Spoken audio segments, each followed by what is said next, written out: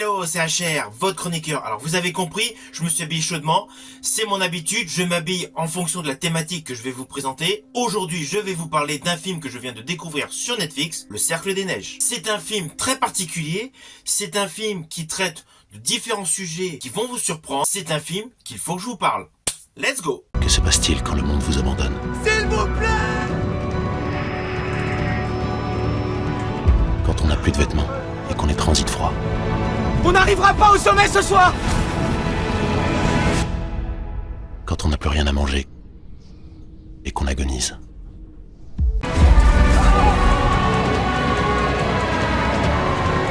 Accroche-toi à moi! Je vais te sortir de là!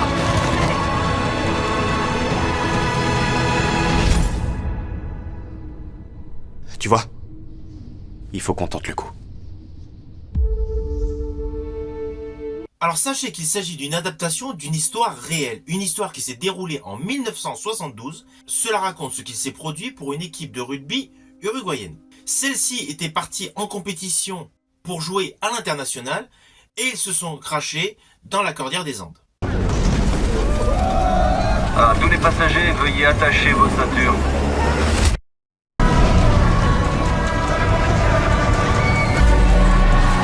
Voilà, c'est le pitch de base de cette histoire réelle adaptée pour le plus grand plaisir sur Netflix. Alors j'ai particulièrement aimé la scène d'ouverture de ce film qui vous présente de magnifiques paysages donc montagneux, enneigés. Je pense même qu'il y a eu l'utilisation de drones pour tourner cette séquence. Celle-ci est accompagnée d'une voix off qui vous présente donc le sujet de ce film. Et vous allez vous apercevoir au fil du film qu'en fait cette voix off, cette narration, elle est effectuée par un des survivants. Alors qui dit crash aérien dans la montagne, forcément c'est un film de survival. Ça plaira à tous les aficionados du genre. L'autre particularité, c'est qu'étant une histoire vraie, dans ce film, il y a les vrais noms des personnes qui se sont crashées. Alors pour la petite histoire, sachez que le film Le Cercle des Neiges est en fait un remake du film Les Survivants de Frank Marshall en 93. C'était un film qui était produit par Disney alias Touchstone Pictures.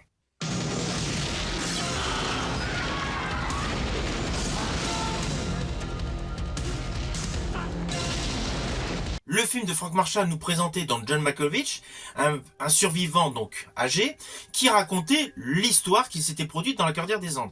Plus tard, notre groupe est retourné là-bas pour enterrer les morts. Nous avons construit un hôtel, des pierres brutes sur la sépulture. Et après, on retournait en arrière pour découvrir Ethan Hawke, jeune star à l'époque, maintenant que vous connaissez dans moult films, vivant donc cette terrible catastrophe dans la montagne. Dans ce film original, il y avait un aspect très héroïque qui était mis en avant. Et on va pas se mentir, c'est que concernant la scène du crash, les effets, c'était le bémol. Tandis qu'aujourd'hui, dans ce remake, Le Cercle des Neiges, la construction, la structure narrative du film est radicalement différente. J'estime qu'il y a un côté où il y a un peu plus de profondeur. D'autre part, le gros intérêt de ce remake est essentiellement la mise en scène. La mise en scène a été réellement tournée en altitude. Le film a été tourné, donc oui, pour une partie à Montevideo et à Madrid, mais il a été essentiellement tourné donc en Sierra Nevada avec de la vraie neige.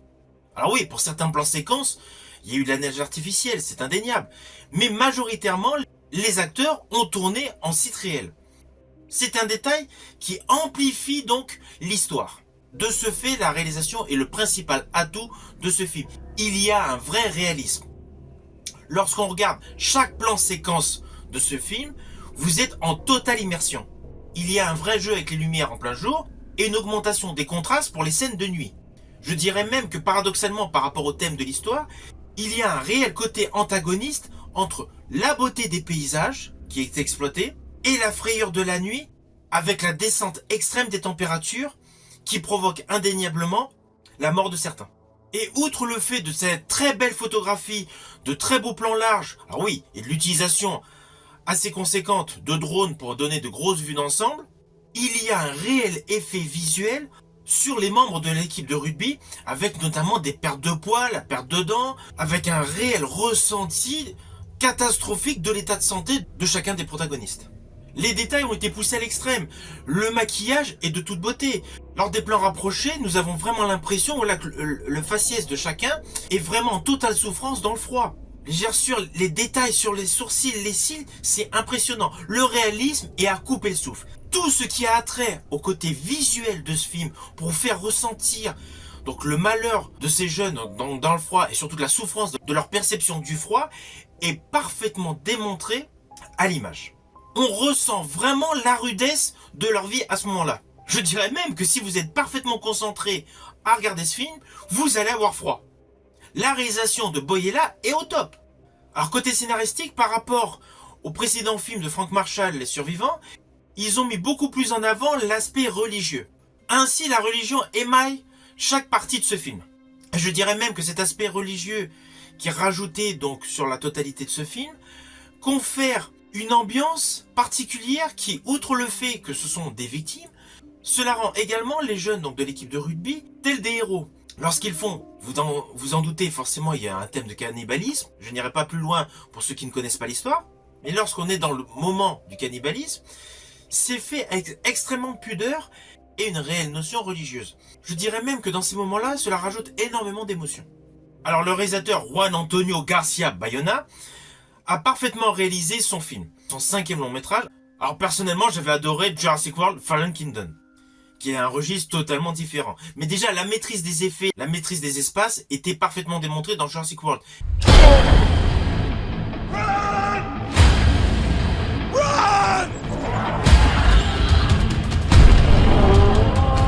Et là, on retrouve la même chose. À la différence, c'est qu'il a rajouté, malgré un effet très panoramique de la montagne, des vues enneigées de toute beauté, un côté très anxiogène, très angoissant.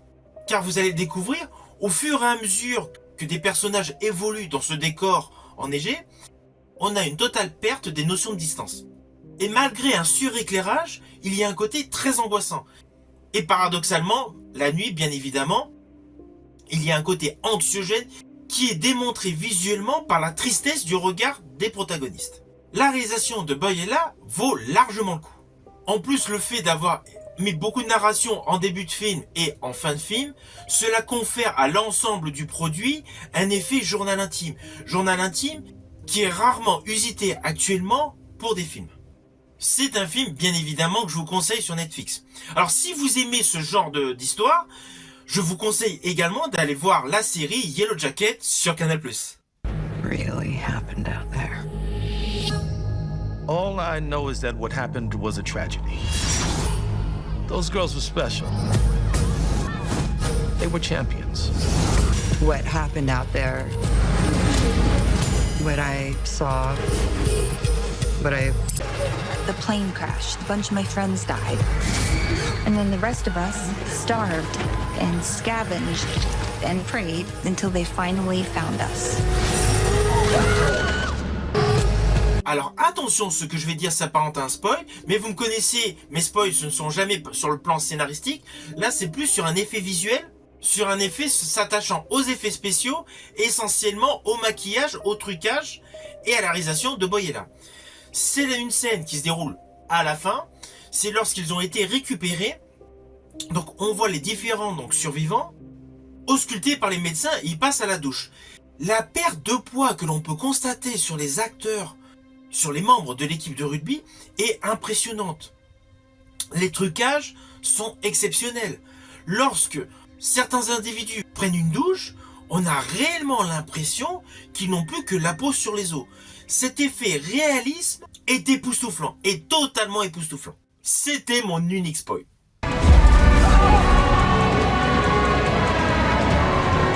Accroche-toi à moi. Je vais te sortir de là!